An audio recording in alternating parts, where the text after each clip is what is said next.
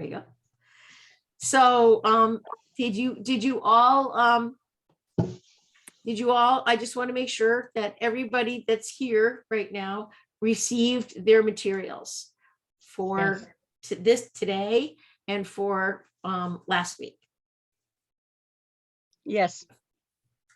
You did? Good. Yeah. Margaret, did you get yours, darling? Yes, I did, but I don't know if I'm up for this. It seems kind of involved and complicated. I don't know. Right now, Excellent guide. Margaret, I think that one, if you nibble at it, it'll make more and more sense. okay, Just a superficial understanding is actually useful. okay. But then as you get deeper and deeper, I don't know if Jackie would agree with that, but I'd encourage you to go ahead and nibble at it. No, I totally agree with you. I totally agree with you, Nancy. I think the thing is that the first couple of weeks is particularly challenging because I wanted to give you the understanding of how the Enneagram works, which is a lot of material. But as we start today and we go through and we talk and we use the material I have for the first personality style, you're going to see that it actually works really.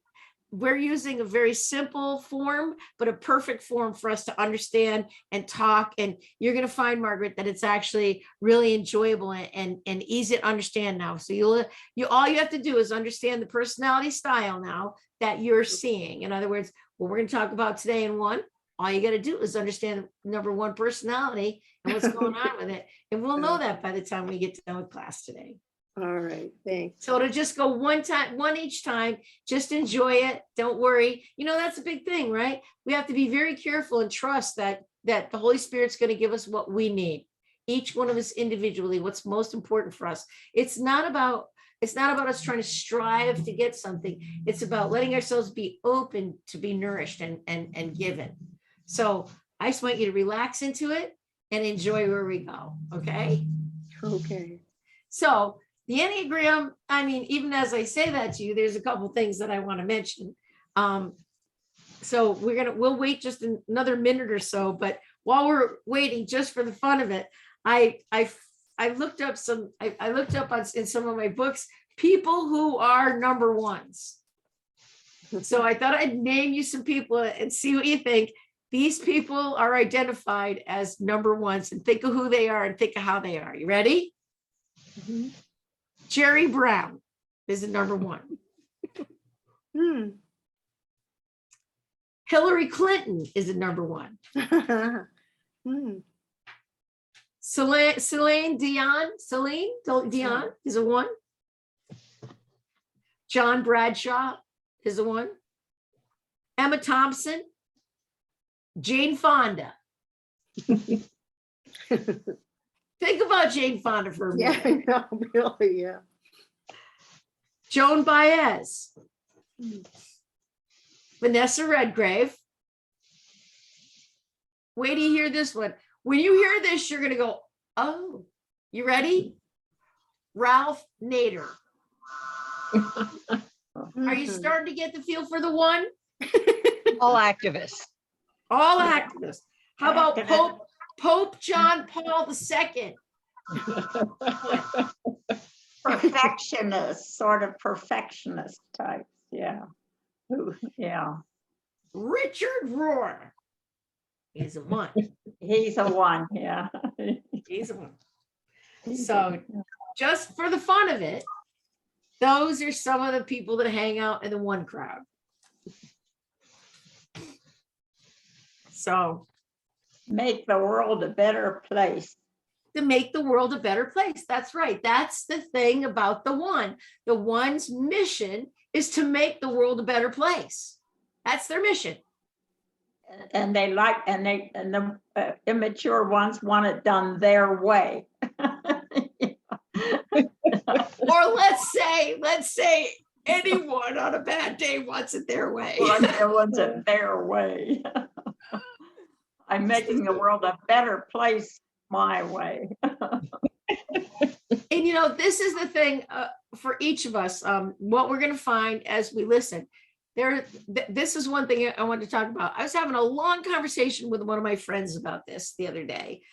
Because in Enneagram, you're always talking about kind of the dark side and the light side, the growth and the immaturity, and so you're always looking at, I don't know, in a way, and ones are famous for this stuff, looking at right and wrong, good and bad. And we were talking about, is that the way to talk about growth in our spirit? And how do we do that? And my friend said, I think we need to think about it as balanced or imbalanced. I like that, except for this. How do you know if you're balanced or imbalanced? You have to know what's bothering you, right? So I like to think of it as what we're learning in the Enneagram about ourselves and the way we grow into maturity is, from a Christ-centered place, we're looking to grow in love, right? We're looking to be able to create more life, more abundance, more love. And what the Enneagram has to show us is where we're shut down and where we're guarded and where we struggle, so that even though we don't like to see it, and we don't like to see it, but even though we don't like to see it, to let ourselves see it so that we can be set free from it, so we can find another way to think.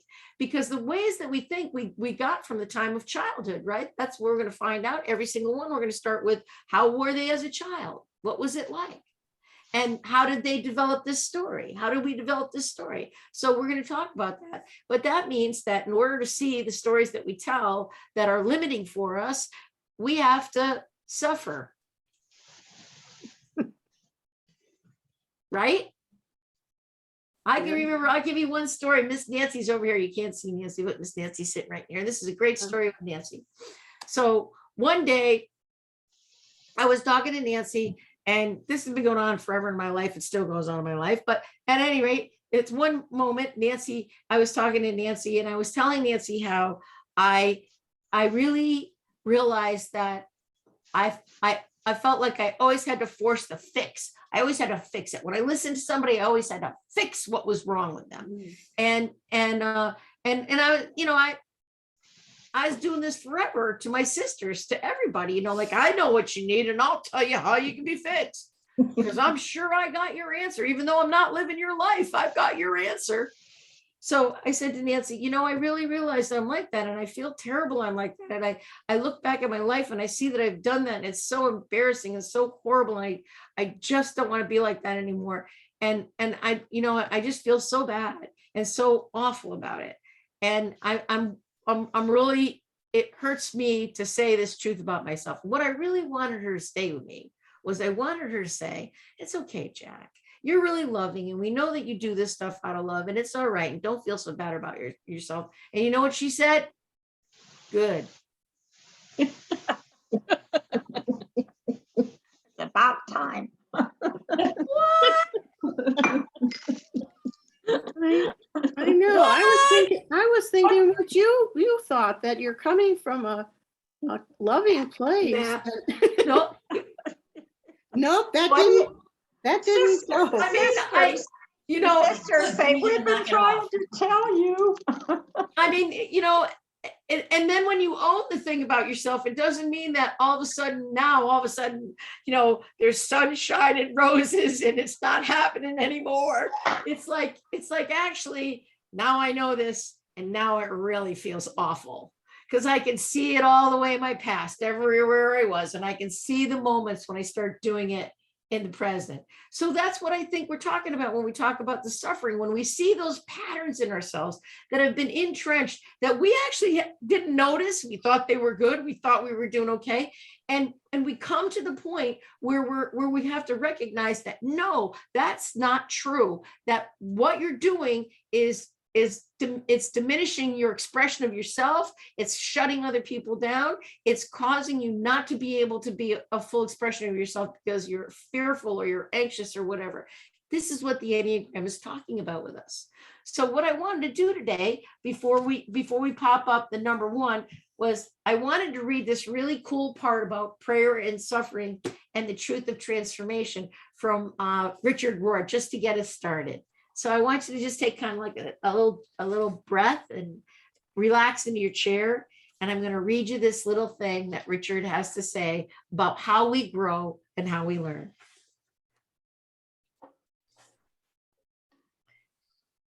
The Enneagram is not mathematics. It is the art of reading and transforming the soul into a godly truth. The Enneagram, I would like to suggest, is a parabolic form of teaching. It subverts our unconscious and truly mythical worldview so that God can get in. And that is precisely the function of most of the parables that Jesus told. This subversive rearrangement of reality is called conversion, and biblically has nothing to do with joining a denomination or accepting a new religious set of practices. I am personally convinced that this transfigured universe is the only thing that Jesus means by the truth. This is the only truth big enough to set you free, which any little doctrinal or moral certitudes about anything cannot do. If we are unwilling to live askew for a while, to be set off balance, to wait on the ever spacious threshold, we remain in the same old room all our lives. If we will not balance knowing with a kind of open-ended not knowing, nothing new seems to happen. Thus, it is called faith and demands life with a certain degree, and demands living with a certain degree of anxiety and holding a very real amount of tension. We have to be trained in how to do this. The only two things that are strong enough to accomplish this training are suffering and prayer. These two golden paths lead to different shapes of meaning, a different sized universe, a different set of securities and goals, and always a different center. Only suffering and prayer are strong enough to decentralize both our egos and superegos. The practice of prayer we can choose to do ourselves. The suffering is done to us. But we have to be ready to learn from it when it happens and not waste time looking for someone to blame for our unnecessary suffering. That takes some good, strong teaching too.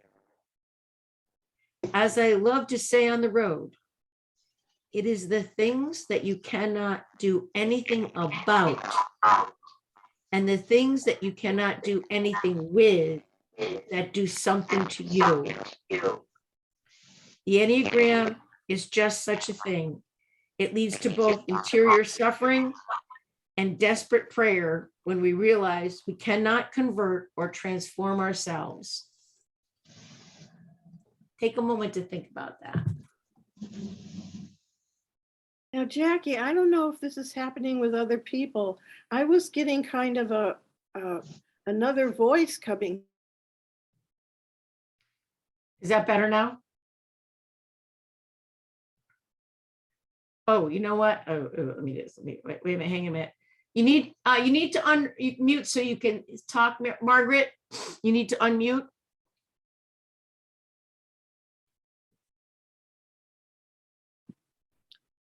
I was getting like another voice coming through. I know it's somebody. What's happening is somebody's feedback is making noise. Okay, all right. So that's why I muted everybody, because I can't tell which one of us is doing it. So I put us all on mute because something's happening that we're getting feedback from somebody's computer. Okay. That's why you're hearing that, Margaret. Okay. Right. Okay, thank you. So this is going to be tricky. This is what we're going to have to do is I'm going to mute you all, and I'm going to start to I'm going to bring up the share screen now with our one on. And I'm going to do a little bit of a presentation to begin with the one, and then we're going to go through the pages that I sent you from our Enneagram Made Easy book. So I'm going to start with a little bit of a presentation, and then what we're going to try. I'm going to have you all unmute yourself at that point and see if we're okay if we've lost that feedback. Okay. Mhm.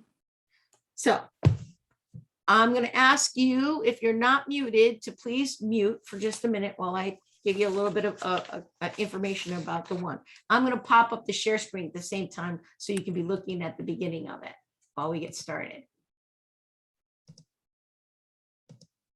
So remember, you remember how you can do the view so that you can make your share screen larger and your view on the side. You know how to do that? Everybody got that part?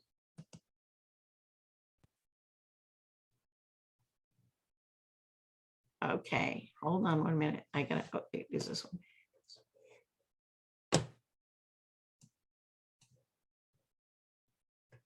Hold on 1 second. I'm just getting myself set up so I can see all of you.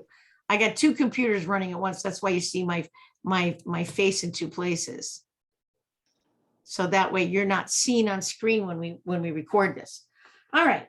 So we're going to be talking about the number one tonight, the perfectionist. And the thing that I want to just mention to you as an overall understanding is that the perfectionist has a hard time accepting imperfection. They're hardest on themselves, but they're also hard on others. And they can get very impatient and want to do things themselves because they figure they can do it best. And there's no point in having others try to do it because they're just not going to be able to do it as well. Or they'll say things like, why does that person do that way when I'm sure I know the best way? These are the kinds of things that the perfectionists get frustrated with. They want the best, and their hearts are in this because they're motivated by the need to live their own lives the right way, and they want to improve themselves and the world around them. They really, really want to have the best, highest, noblest life that can be expressed. So we need to see in some ways where this came from. So we're going to go back to the child for a moment and see if any of these messages fit for you before we start to look at our presentation tonight about how children can get the message, and they can build how the number one can get the message around this idea of struggling for perfection. So children who are ones heard the message to be good and to behave yourself and to try harder. Don't be childish, do it better. And this strong voice is in them to try to know all the time what's good and what's bad and what's right and what's wrong. This is what ones are always struggling with on an internal conversation, because as little children, they wanted to earn love by being good. Maybe you have that experience of wanting to be the good little girl or the good little boy, to do the very best that you could so everybody would be happy. You were going to be the good one. And that put a great pressure on you. So what happens as a child works on that idea of, I've got to be the good little girl, or I've got to be the good little boy, and I've got to follow all the rules. They connect that to, I've got to follow all the rules because I don't want to be punished, number one. And number two, they do it because they feel that if they can meet the expectations of being good, that they will be loved. They will be loved by the parent, by their parents, by their teachers, whoever gave them the message that they had to be good little children. As a matter of fact, they're usually picked on in their classrooms because they're like the goody two shoes. They're always going to do the good thing. And they also often have had struggles in their childhood, in their homes, whether they were the oldest. Lots of times oldest have this. Lots of times it happens if there's a missing parent, or if there's a parent that struggles, or if there's financial issues. These number ones try to be very, very good to take care of the family, to take care of their brothers and sisters, to be the role model. So this pressure of knowing right and wrong and good and bad and making the rules comes very, very deeply inside them. The other thing that happens with children is that in this that desire to be able to do everything perfect, to be able to show that good, it causes them not to be able to experience their success. So for an example, they color a picture and they get upset because the picture looks lovely to you and me, but they can see where they didn't do it right, where there's a mistake in it.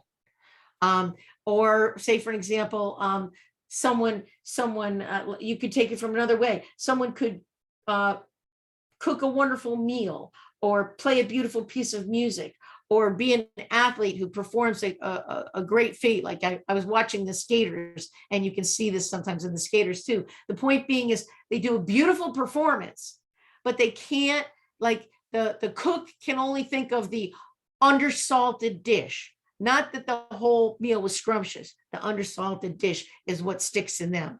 Or the singer or the musician notices the note they missed, not how beautiful they did all of the entire practice. So these are the things that happen. This is the kind of torture that a perfectionist grows up with. So this is the worldview that comes forward in them, this idea of having to be truly good and wanting and craving for the world to be good. This is why they're activists. They know there's a good, they know there's a right, and they crave it, and they take responsibility. So that at one level they'll take really strong responsibility for things, but on the other level, then they get exhausted from taking the responsibility on, because they take everything on and they don't let anybody help them because they don't think anybody can do it good enough. But then they get exhausted that they're having to do it all themselves. So this is just a little bit that I want to talk about before we get started, just to understand the root of the childhood, to understand the motivation that builds in a one. And even though a one has a beautiful mission, which is their pure mission to bring about that good in the world, to live the right way, and to improve themselves and improve the world around them, which is a beautiful, beautiful mission, really, if it can be free. But it's torturesome when it gets into the right and wrong pull of things. So here we are, the perfectionist. I may have my faults, but being wrong ain't one of them. Jimmy Hoffa, another one. So ones are motivated by the need to live their lives the right way, including improving themselves and the world around them.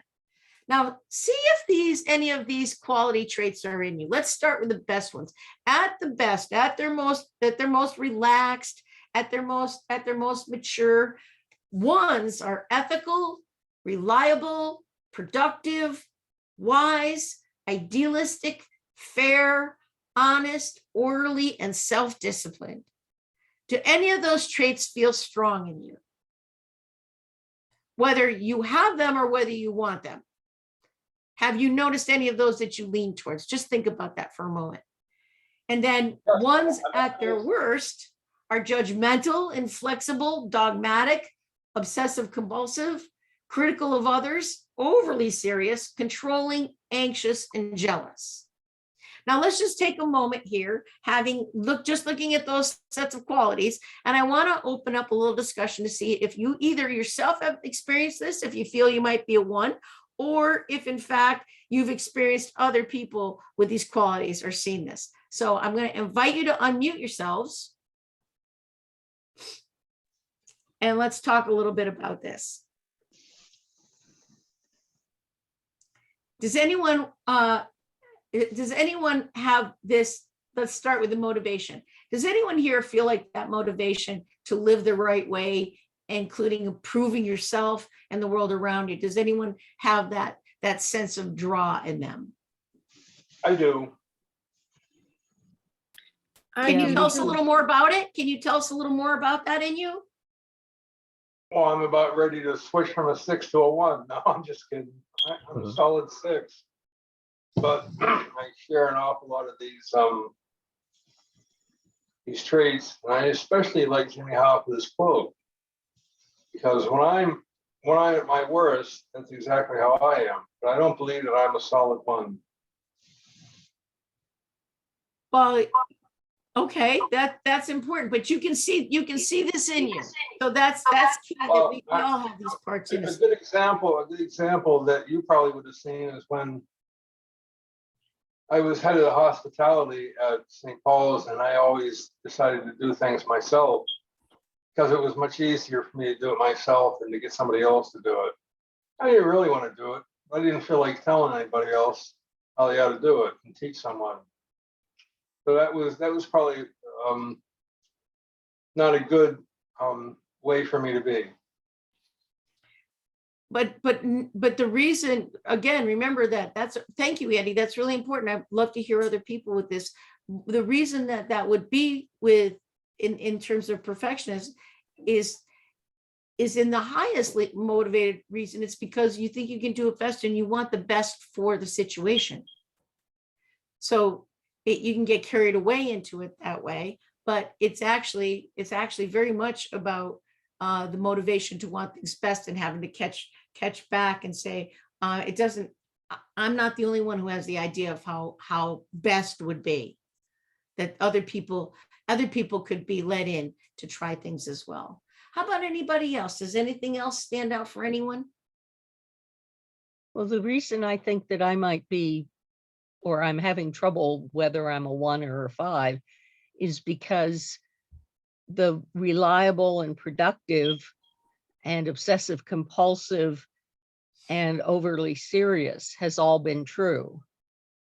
And I know this is external feedback on it, that at the Wadsworth Museum of Art, they get really hyper about wanting me to be the one to do certain things because they can trust me to get it right.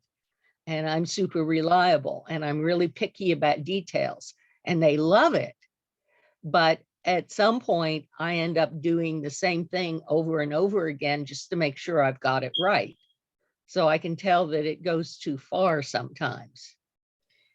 Nancy, thank you very much. That's really helpful. When you hear what Nancy says, can you see that expression of the perfectionist in that? Yeah, I see her orderliness digressing into anxiety. Yes, it could very well do that. And I want to say, Nancy, I want to ask you a question about the experience. Do you find one of the things that ones do, ones have a lot of conversation going on in their head? It's hard for ones to have a quiet mind because they're always, kind of analyzing things and trying to figure out what's the best way to do things and trying to be careful to stay with what they believe are their convictions and not wanting to move away from their convictions. So there's a lot of conversation that goes on inside the head about how I do things. Am I upholding what I'm saying is important to me in that way? Do you have that? I've had that conversation with people on Facebook about the people that don't hear conversations in their head and the people that do. And normally I walk around without any chatter in my head, but without words, I'm evaluating things. You're still evaluating. It's just a silent, more silent evaluation. It's silent. I'm not having a conversation. It's more from the gut. Yep. That fits in. Yep. Yeah, because one is a gut in the gut triad. Yes, it is. And that fits with what something feels right to me or feels wrong to me. It's not so much an analytical. I think it only after I've felt it. That's very interesting. Has anybody else ever experienced that? Is that perhaps a sense of you in thinking things through? Does anybody have any more they want to say about these two? These are the two extremes. And there's all kinds of stuff in between. But does anybody else? I find most people tend to identify themselves in the Enneagram when we use this little method I'm using with you. They tend to find they identify themselves on the negative side more than a positive. I can see that. Yeah. I worked with the one, and she could, Nancy, her name was Nancy, by the way, and Nancy England, she said, I can't stand it when you don't stick to the agenda that we have decided on. Right. Because I have a tendency to like go with the flow kind of, you know, and she says, no, we decided on this agenda and you're supposed to stick to it. Oh, very good, Rosemary. That's a good observation. And here's a quick question along with that observation. How many people in our group are very punctual and get annoyed when other people aren't? That's a big quality of ones. Big quality, punctuality. All right, let's go to the next piece now. How to get along with me. See if any of this fits for you. Take your share of responsibility so I don't end up with all the work. Acknowledge my achievements. I'm hard on myself. Reassure me that I'm fine the way I am. Tell me that you value my advice. Be fair and considerate as I am. Apologize if you have been unthoughtful. It will help me forgive. Gently encourage me to lighten up and to laugh at myself when I get uptight, but hear my worries first. Do any of those feel like they'd be important for you?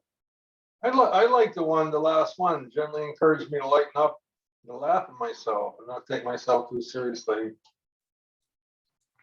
But hear your worries first. What's that? I said, but hear your worries first. Yeah, I think the laugh at myself is important to be done so that my concerns aren't being dismissed. And that's what the hear my worries first mean, is that it's fine for people to say to me, hey, you know, take it easy. That's not that big a deal.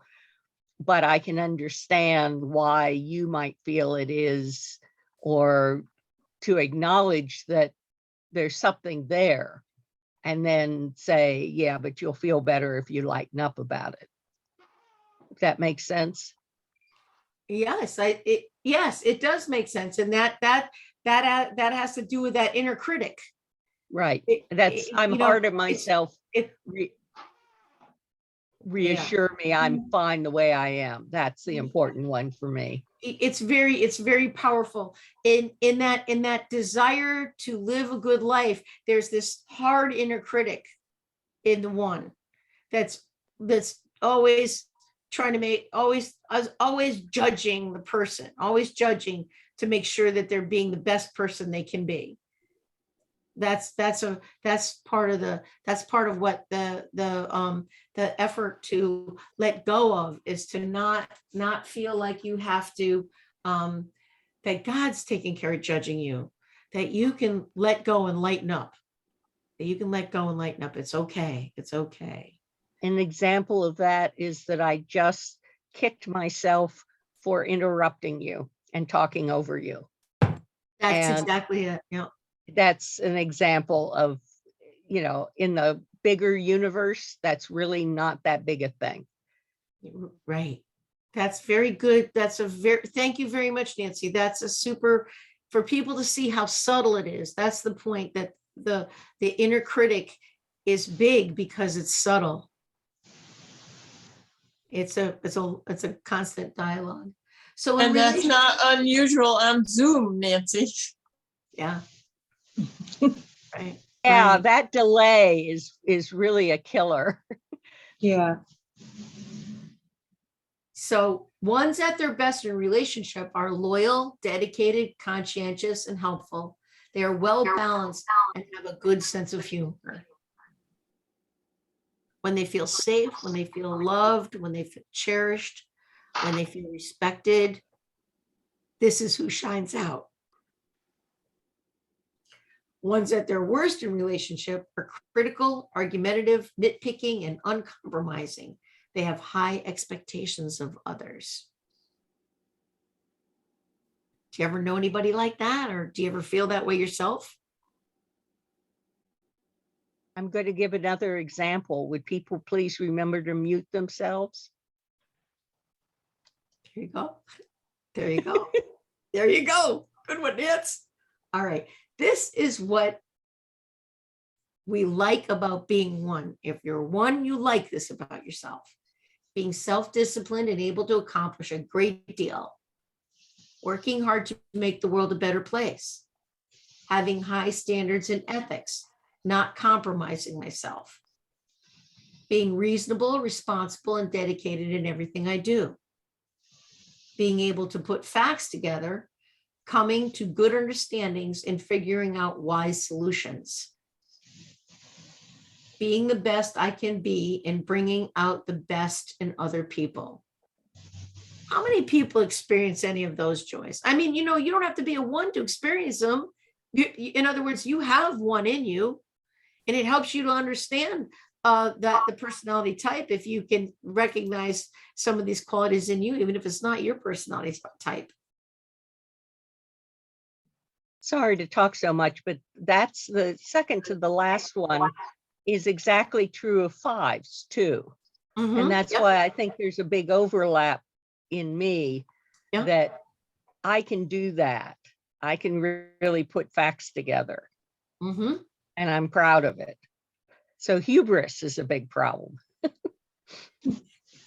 Well, in all of us, in our own way. I was going to add that it doesn't sound like a one is very humble. They're not.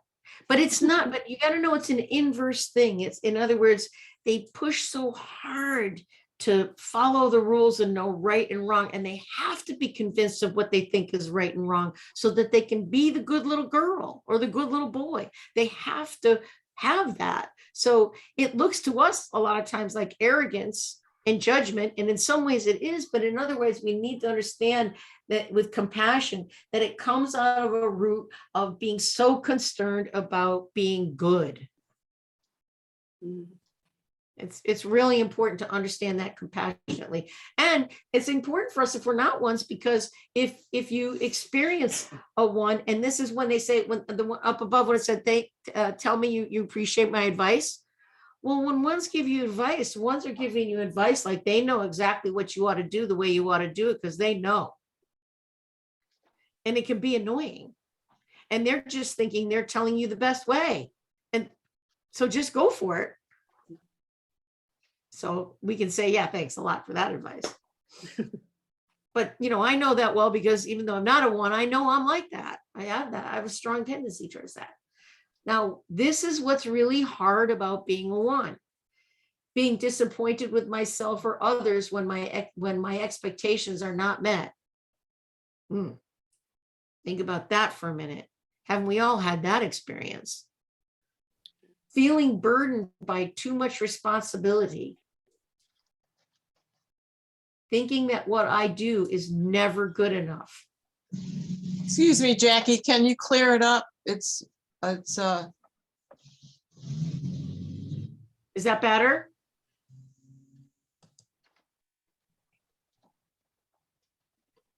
It was okay at the beginning when you first pulled it up. It's still a problem now? I don't know. It seems okay. I think it to looks me. fine. Yeah, it's How about now? Margie, how about now? Can you see it better now, Margie?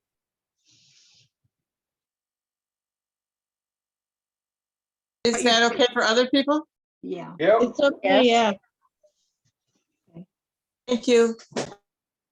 Margie, what it could be, just so you know, it could be that when I was transposing all this information, I had to do each one individually. So some might look a little more fuzzy than others, just because of the way I had to download them and copy them. So that might be what you're seeing. Hopefully you can see it all right though. The other thing is Margie may want to move the line between your picture and the screen because it may be a resolution thing. And if she moves the line, it'll change the size and change the resolution. That might help. Okay, that's a good idea too. So you all can see it now, though. It just went fuzzy again while Nancy was talking. Huh, No, it's clear. huh. Mine's It went fine. fuzzy for me too. That's, Oh, wow. I do not know what I can say.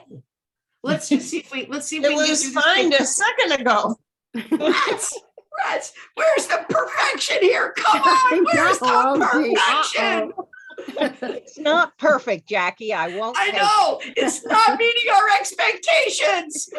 I just want to be able to read and not go blind. I know.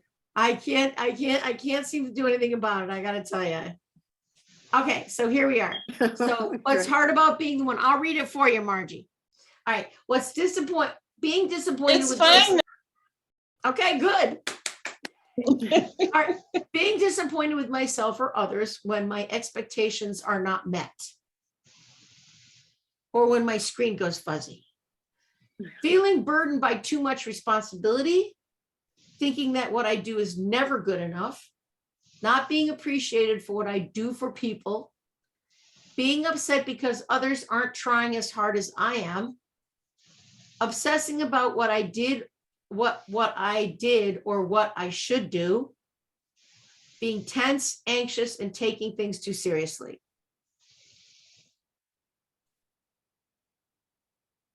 Anybody have any comment on that? How I Well, drive myself. Yeah, I always think that I'm not doing the right thing and it's not enough. And that does come from my childhood, because when you were explaining that, that did resonate for me in a lot of things. Good. Think about that. Think about that, Margaret, then, because the thing is that the same incidents will happen to you. We given what personality style you lean towards, what you work with, you will respond differently. Each of us will respond differently. So let's just take the example of a parent who is an alcoholic in the family. Let's just take that one for an example. Now, a child that's a 1 is going to try to be a very good girl or a very good boy to try to, help the family to be the best they can be, to get love, to figure out right and wrong, to protect people. And they're going to try to be good. And they're always going to be trying to figure out how to be, to do these things that we're talking about, to improve themselves and to improve others and all of that. All right, that's a 1. Now, an 8, on the other hand, will fight. They'll try to defend. They'll try to stand up. They'll try to protect. They'll try to tell the alcoholic what's wrong with them. They'll do it that way. So it's exactly the same circumstance, but the personality style that they lean on creates a different response to the moment. So that's one of the ways that you can find out about which personality type you work with, so that you can find ways to grow and let go and be more free in God's love, as you can understand the struggle that goes on inside you to let Christ heal it. I always think, when I do the Enneagram, I always think about Jesus as the healer and how he brings about healing in us as we come to him with these things. So here we go. 1s as children often criticize themselves in anticipation of criticism from others, refrain from doing things that they would think might not come out perfect, focus on living up to the expectations of their parents and teachers, are very responsible, may assume the role of the parent, hold back negative emotions. Good children aren't angry. Any of that? The way you saw the world and the way you lived when you were little? Well, I personally depart from all of this. Mm-hmm. Yeah. So that would be a questioner, would definitely question all of those norms, I guess. Yeah. or But what can you is perceived see? to be norms. Yeah. Now, can you see compassionately, Andy, the struggle for a child growing up thinking that they have to be that way? That's their inner struggle versus how you saw it? Can that bring some compassion to you for the person with the one personality type? No comment. Yeah, I know. That would be a I think $6. everybody ought to think like me, and that's the, Oh. Well, you know what? Ones think everybody should think like them too. well, maybe that's, I can see hold back negative emotions for being fear of being disciplined. Yeah. Oh, there's a lot of different reasons. One is fear of discipline. Another one is fear of what you'll do with ones. The reason that they repress their anger and they don't let their anger out is because they're afraid if they let their anger out, all hell's going to break loose. They're afraid it's going to be too powerful. And one of the most important things that a one can do is to let go of their anger. Actually, anger is a very big issue in a one, but ones won't even know it's anger because they've pushed it aside so much and they think it's so wrong that they can't let themselves imagine that they're angry, even though they are. But the point being that's really wonderful is when a one can acknowledge their anger and they can begin to embrace it, all the anger and frustration they have, they can begin to work with it. And actually, they work better with anger than any other type when they finally are able to grab hold of that, acknowledge it within themselves, and allow themselves to release from it, to be, it allows their true self to come out when they can let go of their anger. But first, they have to really own the anger in order for it to come out. Jackie, Mhm. I've got two questions that I was depressed from when I was very little. I was depressed basically all my life for a long time. And depression has been defined as anger turned inwards. And I wondered if that would correspond to the personality of a one. And the other thing is that I was asked one time in therapy, actually, whether I feel guilty or not. And I was like, oh, no, I don't feel guilty. And several years later, I realized that I always felt guilty. And I didn't know what feeling guilty felt like because it was like a fish in water. The fish doesn't know it's wet. Right. And that would be a big one. That would be a big one trait. That guilt is always, I'm not good enough. I didn't do it right. I did something wrong. I'm going to do something wrong. You know, that whole sense of that. Yeah. Okay. Yeah. So ones are efficient, organized, and always complete the task. The more analytical and tough-minded ones are found in management, science, and law enforcement. The more people-oriented ones are found in healthcare, education, and religious work. Since they do things in a professional, honest, and ethical manner, you would do well to have one as your mechanic, surgeon, dentist, banker, or stockbroker, or priest. All right, so here we go. And free time. Ones are often involved in community service groups, PTAs, scouts, neighborhood improvement organizations. Many have Robert's Rules of Order memorized.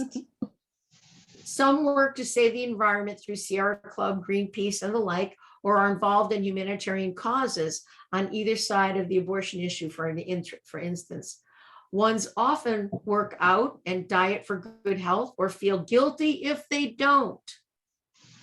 Many are busy helping friends and family. Ones are usually excellent students.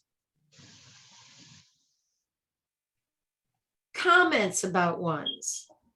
My employee is efficient and patient. When she can't complete an assignment, she'll take it home if she ever leaves. I'll have to hire 2 people to take her place. My friend quit his job because his boss wanted him to do something that was unethical. He is committed to living by his principles and will never sacrifice his morals. He practices what he preaches. You get the feel? Are you getting the feel for what the one is like now? My one friend is a teacher. It's hard on her because she's determined to read every single word of every paper and write down every criticism possible. The students love her because she is interesting, inspiring, and fair. When I need help with anything, he's always ready to lend me a hand. He stays until the job is completely finished. All right, let's look at the wings. Your personality may blend into or be influenced by the types on either side of you. A strong wing can make a big difference in your personality. If you go back and look at the material I gave you last week, you'll see some of that. Okay, so ones with a more developed 2 wing tend to be warmer, more helpful, critical, and controlling. Ones with a more developed 9 wing tend to be cooler, more relaxed, objective, and detached. And there's all things in between. So that's what it looks like. And you can see how their arrows go. Moving around within the Enneagram, following the lines in the diagram, the 1 moves towards the 7 in one direction and towards the 4 in the other. See? 7 and 4. So that means that 1s move toward the 7 in one direction towards the 4. 1s move toward the positive side of 7 when they feel secure. They can also consciously cultivate the positive qualities of the 7. 1 moves towards the negative side of the 4 when stressed. They can consciously try to avoid the negative traits. So this is why one of the things that's really important for us to do is to listen carefully to what we're hearing, because we are in our personality style, we are impacted by these different types. So for example, personality type 9 and 2 are affected by the 1 because of the wing. So it's important for you to really hear this 1 story today, because you're affected by that if you're a 9 or a 2. Personality 7 moves to the immature side of the 1 when they're stressed out. So to understand the 1 and what the 1's like when they're stressed can help you understand and maybe move over to the positive life-giving side of the 1 instead of going towards the stress side, learning how to move to that direction instead.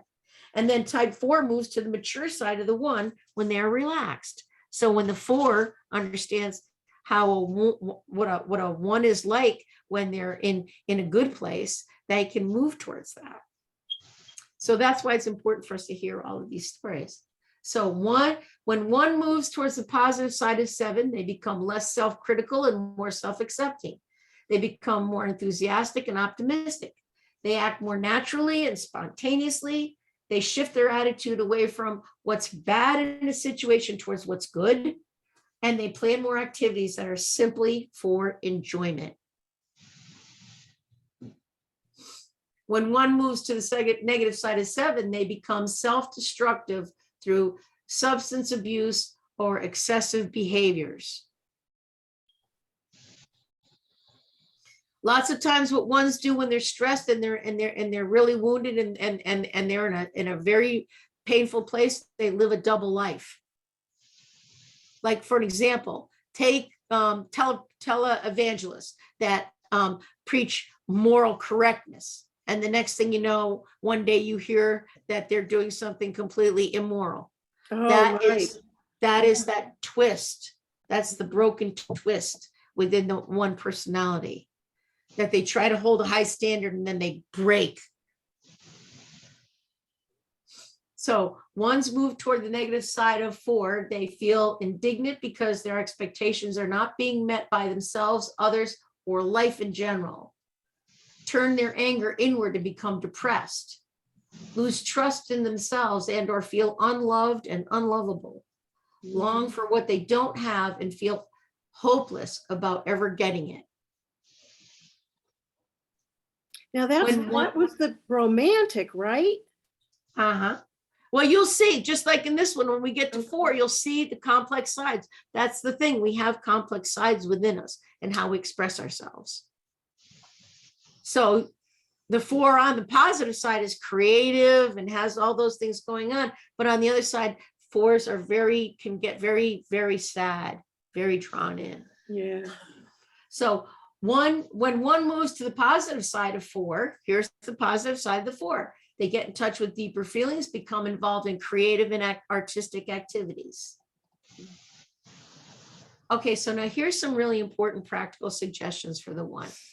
Spend some time each day doing something recreation, or do some recreational activities you enjoy. For instance, gardening, watching movies, playing a sport, walking, being with friends, or puttering in your workshop. See, get away from that need to do good for somebody else or try to control things, and just go do something you could love.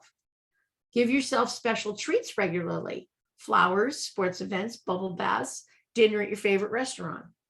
Chocolate. Chocolate, yeah, that'll work. Accentuate the importance of humor in your life. Memorize some jokes, collect cartoons, watch a comedy show.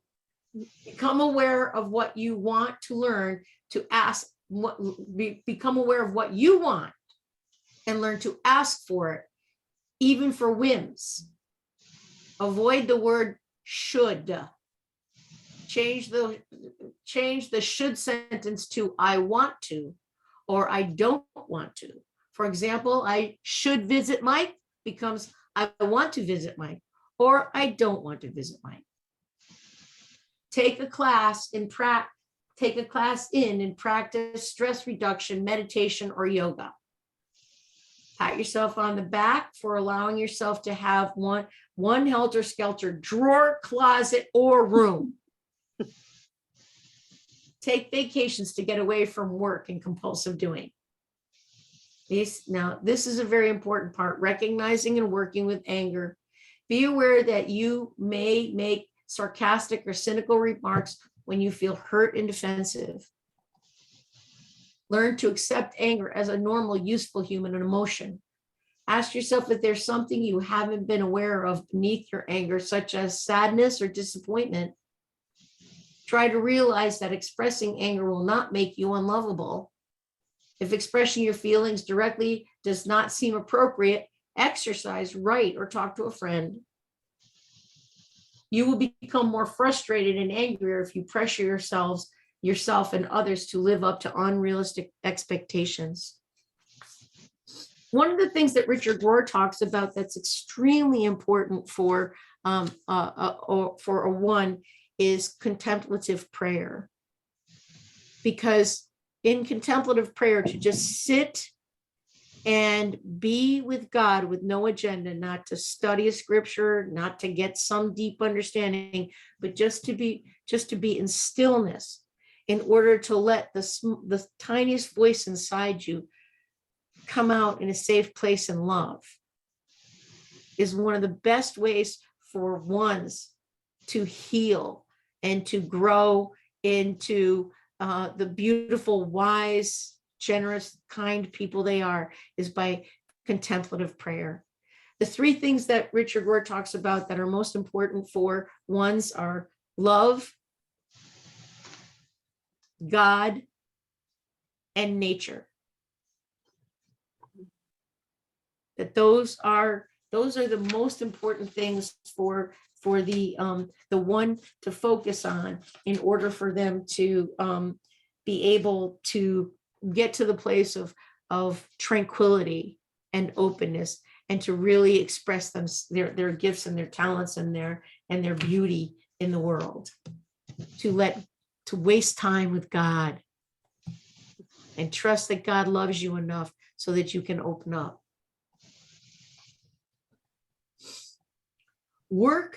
Evaluate your job and make sure it's appropriate for you and fulfilling.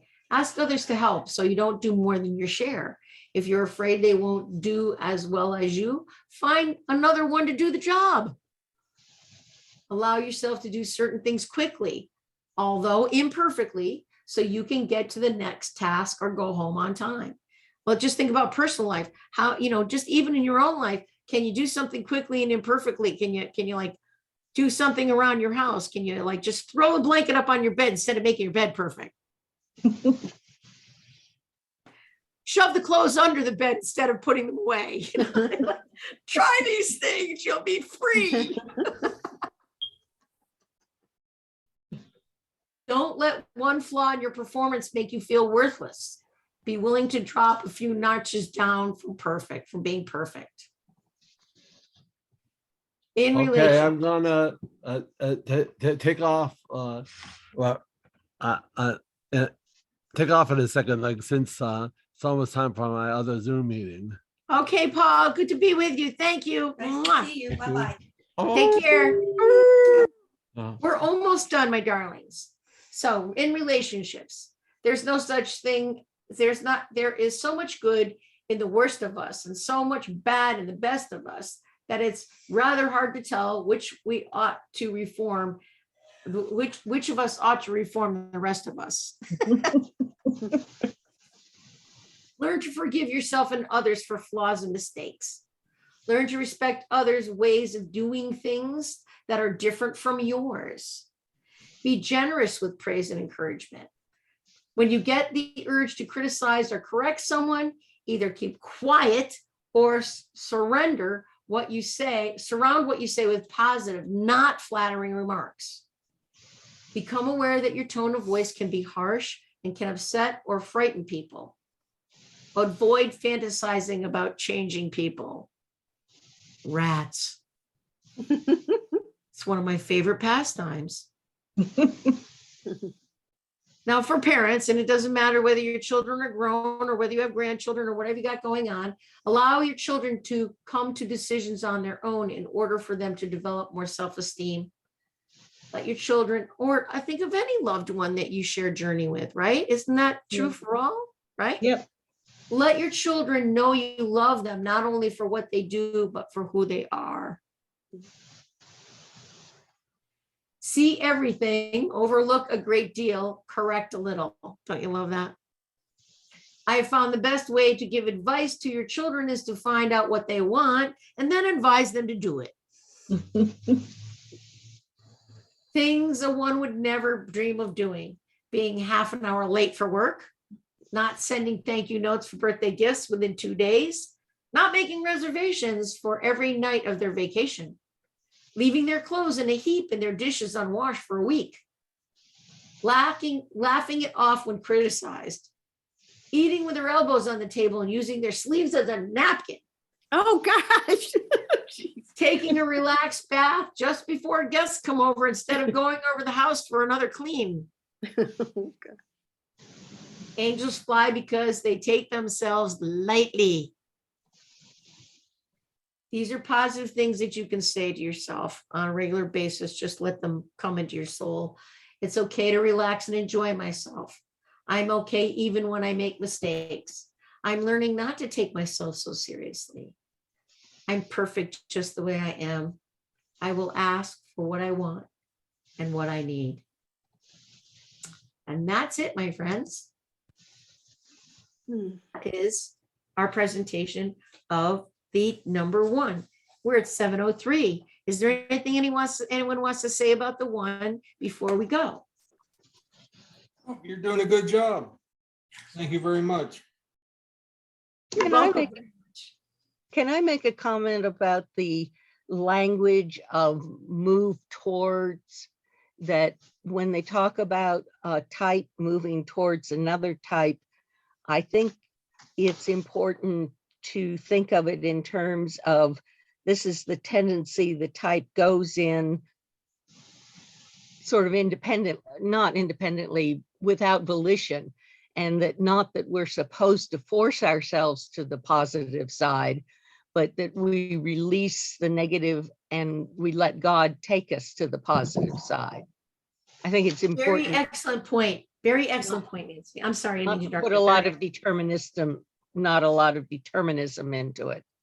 Yes, thank you, Nancy. That is very, very important that we watch the flow and we open up to God moving us to the best place. Anything else? Anybody? That didn't sound like a one, Nancy. It sounded like. Didn't that sound like a very wise one? It sounded like a very mature something or other, but a one would have said, no, I'm going to go toward the. Well, I don't know. but you know what, Rosemary, a really wise, mature one would have said what Nancy just said. I know. That's what I said. That's a very mature. I go, wait, wow, you're going to allow it to happen. Not Don't act force so it. surprised. Remember, she's sensitive I'm to not criticism. surprised, Nancy. Right. I'm not surprised. I just wanted you to know I was appreciating it. Thank you. No, thank you. I do appreciate your appreciation. Is there anything else anybody wants to say before we go? All right, let's just close with a prayer. Gracious and Holy One, we praise you and we thank you that you have made each of us wonderfully and beautifully, and that you love us so that you lead us to places that we might shine ever more deeply, and that you in your strength and your grace, you bring about the transformation in us, but you give us the grace to be present, to be with you, to know the things we need to do in order to have more joy and freedom, because you bring it to us. Thank you. Thank you for this day. Thank you for this teaching. May we all be blessed to bring your light and love into the world this day and always. Amen. Amen. All right, my friends.